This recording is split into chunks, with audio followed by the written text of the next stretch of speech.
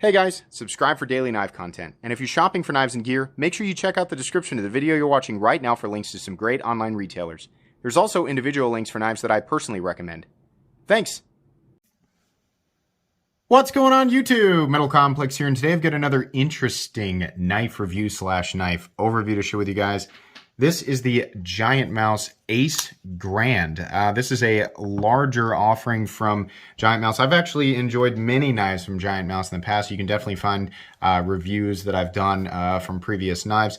This knife was sent to me by at CKY163 on Instagram. Please give them a follow. It's because of people like them that I'm able to bring you guys daily knife content. It's also because of my generous patrons. Thanks so much for supporting me right now. You can find a link for my Patreon right down in the description. And please make sure to follow me on Instagram at metal_complex. It's important to keep in mind that this is not a knife that is available right now. Sometimes I go ahead and review knives like this that are unavailable in the moment because I don't know if they'll be available again in the future. And it's also nice to just have something to look back and compare on if a similar model comes out from the same manufacturer, or for anybody wanting to hunt this down on the secondary market. Let's go ahead and do a measurement of this guy. Overall length of the Ace Grand, while this is a larger offering, it comes in at a totally reasonable 8 inches. I mean, like, that's kind of generally what I like to carry. It's actually a little bit less. It's actually 7.85 inches overall, which is surprising because it has kind of a larger presence. Blade length is coming in 3.3 inches overall, and cutting edge is coming in at about 3 1/8. Let's go ahead and do some size comparisons up against the Ontario Rat Model 1, Rat 1 right there, and its little brother, the Ontario Rat Model 2. So you can see here the blade is a little taller, handle profile a little taller in areas. That's probably why it has such a large presence, right? That foggy word. Let's go ahead and put it up against the Spyderco PM2 and Spyderco Para 3. You can see there it's kind of an in-between size. I think another good size comparison, one I don't normally do, but it just kind of gave me these kind of vibes, the Spyderco Shaman. So the Spyderco Shaman is definitely a larger knife, but I don't know what it is. There's just certain parts of this knife that kind of remind me of the Spyderco Shaman. Another Spyderco that is obviously somewhat similar is the Sleesh Bowie. Yeah, definitely. I don't have one of those for a size comparison, but it does give me those vibes. I think the Sleesh Bowie is a little bit thinner in the handle scales, and I think it's a little tiny bit longer overall as well. Last but not least, the Benchmade Griptilian, or in this case, the Ritter Hogue, and its little brother, the Benchmade Mini Griptilian. The Ace Grand, very similar in overall size and profile to the Ritter Hogue. Let's go ahead and do carry profile. So thickness up against the Spyderco Para 3. You can see here, this knife is a little bit thicker. The edges are heavily chamfered. It kind of reminds me of how they do the chamfering on the Shaman, but this is definitely a thicker knife than your standard Spyderco Para 3 or PM2. Length and height up against the Spyderco PM2 and Para 3. You can see here, it is larger than the Para 3, but not by much. It's kind of tall, but still maximum height versus the PM2 and Para 3. It's not as tall. It's just thicker. You know, so that's going to be the dimension or the part of it that's going to make it difficult or not preferable for some people to carry. Let's go ahead and do a hardware check on this guy. Get out my tools as per usual. Tools are very inexpensive and very recommendable. You can find them right down in the description. I believe this is going to be a T8. In fact, I already know because I tried this. Yeah, T8 and then T6 on the body screws. There are 6 of them, 2 more than I normally like, but that's no big deal, right? Make sure you're using quality tools when you're taking this kind of stuff apart. Make sure you've got a place to put your hardware. You should be okay. I think it's important to point out the pivot is free spinning. I know that because I had tried to adjust it for the action, which we're going to talk about here in a sec, but this is a free spinning pivot. Now, I will also point out that the tolerances seem tight enough that I was still able to adjust it, and if I want to, totally tighten it or totally take it apart. But yeah, I always like to see some captive, you know, some part of the frame that makes the pivot captive, so you just don't have to mess with it if there's a variance in tolerances, you know, from model to model. But there you go, just for your information. Let's go ahead and take a look at materials and innards here. So we have an LMAX blade. Inside, we've got some countersunk steel liners. On the back here, this is a titanium backspacer, and the pocket clip is steel. No excess milling on the inside on the the liners. Blade stock thickness, I'm gonna guess that's 145 thousandths just by looking at it, but my guesses are only right about 30% of the time. Okay, yeah, see, there you go. It's actually thicker than I thought. 150, mine says 156. It's probably 155,000. So pretty comparable to your ZT0562 type knives, right? It's a common thickness on a knife of this size. And we have a pretty tall grind here, so it does have a lot of room to drop down to the cutting edge. Keep that in mind. We'll talk more about that later. Let's go ahead and weigh it. I'm going to guess this knife weighs something like 5 ounces. Let's find out if I'm right about that. 5 ounces, here we go.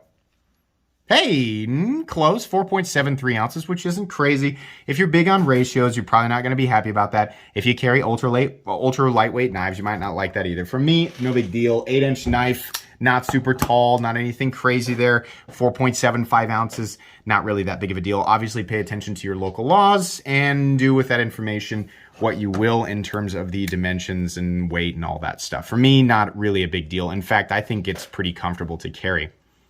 All right, let's go ahead and talk about how this thing looks. So we've got micarta, in this case, this sort of brown, I don't know, it's kind of a deserty sort of coyote, I guess. It comes in a few different colors of micarta, and they all look nice. It's smooth and has that kind of cool, classy, vintage look, right? But it doesn't have like fibers or anything sticking around or sticking out of it, right? Handle profile, in fact, ergonomics are pretty good. Like I said, heavy chamfering all the way around, so it's very comfortable in hand. This is one of those where it's got this little area back here where it's kind of a ramp, so it kind of, normally I'd feel like if my pinky's gonna slide off the end, but it's not so intense, right, that you really feel like. In fact, I feel pretty locked in. I don't feel like there's more than one area to lock into this knife. There is a little tiny bit of an area right here that you could probably force one knuckle to choke up on, but I don't really feel safe. So this is really where I'd want to use it. You're not super far away from the cutting edge, and there's nothing in the cutting path, so I think you're going to be pretty good. Something I always appreciate about these knives is, number one, the spine is crowned. That's just nice. That's classy. It looks good. It's something they do on like the Sebenza, and I appreciate that, right? All the edges nicely knocked down. I also appreciate that they put the jimping up here, right? I'm fine locked in back here. I don't really need jimping back here, right? But if I really want to do some detailed stuff, which periodically I do, right? But this just feels like a more natural position for my thumb, especially on this knife that is a big clip point blade with kind of a harpoon notch. I'm really comfortable here. That's something that I really, really like. It's not going to be ultra beneficial for everybody, but I kind of like that it's there. Deployment on this is good. You have this opening hole right here that's a little tiny bit sharp. You're going to shred your fingernails a little bit, but opening the knife, doing the reverse flick, right, or doing the standard thumb flick is very easy to do. What I don't like is disengaging this knife because they didn't really carve it. You can see that right here. The only thing you can just barely see, a little teeny tiny bit of jimping that's sticking up on the liner, and that's what's meant for your finger to engage, or to allow you to disengage the lock, right? It would be much easier if they just cut this a little more in. It would be also much more comfortable because what I'm having to do here is press firmly into and over on the liner there, and it's just all jimping. It's just all like, 5-10 times of that, and my fingers get tired, right? I mean, like, it sounds silly. It sounds like a stupid thing to complain about, but like this is great. It's much easier because I'm not pushing down and into the jimping first to engage with it, right? Coming straight across, kind of, but I'm still running directly into that jimping. I just want more of a scallop here. It would make it better. Coming down, you're kind of in the right place to catch that choil. And here's the thing. The action's not super impressive. This is running on bearings. Part of the reason that I adjusted the pivot is because I was like, oh, this feels like phosphor bronze, which in that case, it doesn't necessarily have to be like, oh, wow, incredibly smooth, right? Because there's a benefit to phosphor bronze, right? Sacrificing a little bit of that flashy action, that luxurious action, right? For meaningful durability. Phosphor bronze would keep debris out of the pivot in an environment where it's kind of dirty, dusty, whatever, right? So I kind of give the action a pass in that case, but no, this is running on bearings. So I thought, okay, well, maybe the pivot just needs to be adjusted. So that's when I went ahead and adjusted it. And I found that, number one, the pivot is free spinning. So, kind of a bummer. But like I said, I worked around that. Number two, it immediately, in fact, it's already started to do it again. I'll have to tighten it down a little bit more. You can get this perfectly centered and it's got acceptable action, but it's just not That's bearings, right? And if you want to get it, more smooth or smoother, whatever, however you say that, right? Number one, the blade's going to wiggle. The blade is solid right now, and it's almost on center. If I tighten it just a little bit more, it's going to be a little bit tighter, and the blade will be completely on center, and it'll work. It's okay. I mean, let me stress this. It's passable, but it's just not all that impressive. It's okay. I'm just not like, wow, okay, Deployment's fine. From here to open, it'll work, right? It's just kind of cumbersome to close it. And I mean, the vast majority of people, like after a week with it, if you really like everything else about the design, you're going to get used to it. You're going to adapt to it, right? But versus a lot of stuff that I've been handling, considering the price point, there's a lot of stuff that's just little elements, a little smoother inside the pivot, right? Considering that it's if it's centered and locking out solid, a little bit easier to engage in this case, the liner lock by cutting. There's a lot of other knives that are doing that at the same price point or lower. So it's like, okay, it's all right. Something I do like a lot about this knife is the blade. That is a really nice looking blade profile, and it is a very, sorry, I'm getting fingerprints off. It's like every, this is the part of the review where he talks about getting his fingerprints on it. This is a nice satin finished blade. It looks good. This is, normally I'm like, I wish it was tumbled, right? But this looks good. It's I'm happy with it. There's a flat that carries out about 50% the length of the blade or the cutting edge, right? Where it meets the swedge looks good. The area up here on top of the swedge, not sharp, nicely knocked down, right? Crown spine, this is all great. There's nothing on the knife except right over here, Giant Mouse logo, and then it says Ace. Handsome. Comes down to a pretty thin cutting edge. In fact, this is a pretty performance-oriented blade. It's one of the saving points of this knife. This is a nice blade. There's nothing in the cutting path. It's very usable. It's going to do the job, puncturing, slicing, cutting, and it's robust enough that you can take it out and use it, right? Blade steel LMAX. That's a great blade steel if it's heat treated properly, which I've never heard anything about Giant Mouse not heat treating their blades properly. If I'm not mistaken, you're going to have better edge retention than S35VN at optimal hardness. I don't think it's quite as stainless. And then toughness, I think it might not be quite as tough, and it might be a little bit harder to sharpen, but it's in that ballpark. That's a zone that I really like. Spy 27, S45VN, S35VN. LMAX has been around for a while. That's Bowler. I think it's a fine steel. In fact, at the price point, I have no problem with it. That's a steel that you can go out and use, right? Unless you're trying to cleave concrete blocks in half or something like that. Don't do that with a pocket knife. But yeah, LMAX is going to be just fine. No issue with that. The cutting bevels look great. They look even on both sides. Can I get the light to reflect? We had it there for a second. There we go. All the way up. And on the other side, same thing, all the way up. It looks great. No issues there. Nice sharpening choil, so that's fine. The seating of the hardware, everything like that looks great. We don't really have any massive fit and finish issues in that department. I think I probably just spit. I at least spit on my camera. You guys can't see that, but anyways. This backspacer is titanium, which is neat. They added a little titanium to it. I can't help but wonder how this would feel in full titanium, which they definitely have done with other models. It'd definitely make it heavier, but yeah, I like titanium, right? My card is fine, especially this price point. I don't have a problem.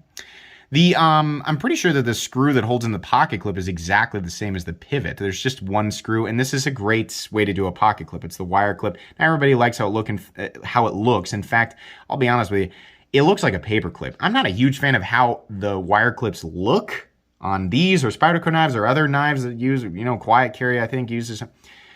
Not a big fan of how they look, but they function super well. One screw holds it in place, no movement, in and out of the pocket, super easy, especially considering we've got a rounded, like the wires are rounded off, and the surface of the contoured surface of these micarta scales make it super easy to go in and out of the pocket. Continuous rise in the bill, right?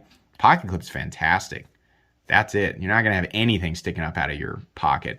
And left-handed people can still kind of enjoy this. I mean, it's a right-handed liner lock, but as you can see here, I'm right-handed, and I've got no issues manipulating this. It's just kind of, the funny thing is it's actually more comfortable to disengage this because of the angle that I approach that liner with my, you can see there though, it's literally tearing the dead skin off of my thumb, right? So you do have to get after it a little bit, but it's actually, left-handed people might actually enjoy this a little more, even considering that it's a right-handed liner lock. It's okay. I'm really coming down on the action and disengagement here, but it's just because I've been spoiled. Oh, it doesn't interact with my fingers the way I want it to. Oh, it's not luxuriously smooth. Right, for me sitting on my couch and flipping it, watching Netflix. Hey! But, you know, come on. Like, we've got demands in this didn't come out in 2021, but, yeah, there's definitely demands in this price range in the knife world, right? There's stuff that we expect, and this has got a lot of other elements that indicate that it is, you know, trying to cater to the enthusiast knife world, which is, if you didn't know, where you are on my channel. So, yeah, that's the kind of stuff that bothers me. Anyways, lanyard hole, totally out of the way. I don't have a problem with where they place that because the pocket clip position is prioritized. This is fine. Lanyards don't need to be back here. They can be right here. Manufacturers, it's fine right here. This is a good place for it. I like that. Something I do appreciate about this knife is that it is not an exposed frame lock, right? If they had a titanium variant of this, it might have been a frame lock, in which case you have an exposed frame lock, which means you have to pay attention to where your fingers are on this side so that you don't put inappropriate force on that side and make it difficult to open. It is a liner lock, which is, I really like liner locks. I don't have a problem, you know, paying what this costs, you know, for a liner lock. It's nice and convenient. You can deploy it, right? Deployment is good on this. It's good. I like this. It's very comfortable. It's very capable. This knife is absolutely capable. If you buy it and you plan to use it, you're probably going to be really, really happy with it. Lockup as it is, no blade play, up, down, left, or right. Absolutely fantastic. It's just the action is kind of tight. It's not gritty, it's just tight, considering where it has to be to get the blade centered, which it's a little bit off right now. So like I said, to get that perfectly centered, and this has probably been used a little bit, it doesn't feel like it's really, honestly, it doesn't really feel like it's been used at all. I'm not seeing any blemishes or anything like that. So I mean, I think it's reasonable to assume that this is basically brand new. It was sent to me by a viewer. But yeah, the action doesn't feel gritty. It just feels tight considering where it's got to be to get it centered and to keep it locking up. Here's another thing that bothers me. Can you hear that? Here. Or maybe like this. I don't know if you guys can hear it. That rattle is detent lash. That means that the detent ball has a little bit of excess space to move around in the hole. The detent hole on the blade is a little bit too big, and it's letting it... I don't know if you guys can hear, but I can hear. Ooh, one of my biggest pet peeves is detent lash. I do not like that. Absolutely do not like that. Now, there are knives at the $50 territory that I felt detent lash on, and there's knives at the $50 territory that are totally solid. I've also, unfortunately, been the recipient of a knife that cost nearly $500 that had detent lash, and everybody's heard that story a million times, and it's not supposed to. That is definitely a fit and finish issue. I would hope that most of these don't have detent lash, but if your knife has detent lash, it's not something that's going to work itself out like lock stick. Usually lock stick will work itself out. In some situations, lock rock can work itself out because the lock bar will wear into the tang in a way that it sort of eliminates that. That's kind of a rare circumstance. Detent lash does not work itself out. Is it going to cause a problem down the road? Is it a problem? I mean, like, you know, the blade is held in place. It takes a pretty serious whip to get this blade. It's not even wanting to do it, right? It's just annoying. It's rattling, and I don't want it to rattle. I want to know, at this price point, I want to know that everything is tight and solid where it's supposed to be tight and solid. So will it cause a problem down the road? Will that detent ball wear a sort of smoothed out lip on the outer rim of the detent hole and cause the blade to more readily pop out of the closed position when it's not supposed to? I don't know. Those are little things that I think about. Maybe, maybe not. Maybe it'll never cause a problem for anybody. One thing's for sure, though, I don't like it. I really hate detent lash. I don't want that blade to move. When it's in the open and locked out position, I don't want it to wiggle. When it's in the closed position, I don't want it to wiggle or rattle. That's just me. So that's kind of a bummer. So I like the size. I love the blade profile. The materials are totally fine. In fact, fit and finish, just in terms of how everything is seated, is fine. I don't like the disengagement.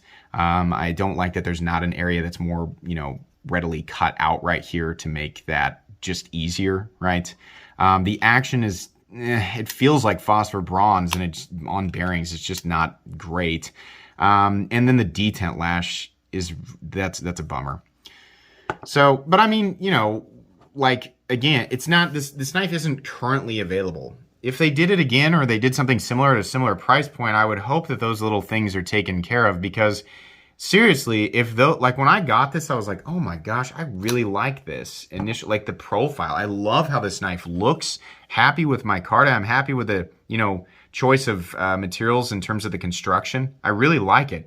But those little teeny tiny things, it's a great example of how little things like that can really kill a design for me. It doesn't really matter whether or not I recommend this, because you can't get it right now. But the truth is even if you could, I'd kind of be like, a lot of these little things should have been solved, right? So I'm kind of torn, because I like how it looks. It's cool. And I like the ace knives, the giant mouse ace knives for sure. There's a lot of good ones out there, a lot of like excellence. I mean, a lot of people swear by these knives for EDC, and they're great. I like them. Yeah, these were 185 bucks, which if all those little details were worked out, I'd be like, heck yeah, this is awesome. Go get this right now. It might actually have ended up being one of my favorite knives ever if those little tiny details were worked out. But it's the combination of all that stuff that's just got me like, it's just disappointing. That's where I'm at. I'm not mad. I'm just disappointed. That's the truth. That's how I feel about this, guys. Not everything that comes in is just like, wow, neato, right? I like to freak out and get excited about stuff that I really like, but I'm just kind of disappointed in this. That's where I'm at with it, honestly. I don't know that there's really a whole lot more that I can say. Those are my honest thoughts here, guys. I hope, oh boy, that's the big card. That's why we have two different sized cards, so it doesn't take up the whole screen. I hope you guys got the information you wanted from this overview/review. Thanks again to CKY163 for taking, or for letting me take a look at your knife. I appreciate you giving me the opportunity to look at it. I hope that I hope I didn't make you feel bad about your knife, but I gotta be honest, that's part of doing this. You have to be honest. Anyways, be sure to follow me on Instagram at metal_complex. If you guys enjoyed this video, please leave a like. If you'd like to take a look at my other content, I do, of course, have lots of videos of knives that are either expensive or inexpensive that I do or don't like, so check those out. And if you enjoy all my content, go ahead and click on that Metal Complex logo right there and subscribe, because there's definitely more coming. Thanks again for watching, everybody, and have a great day.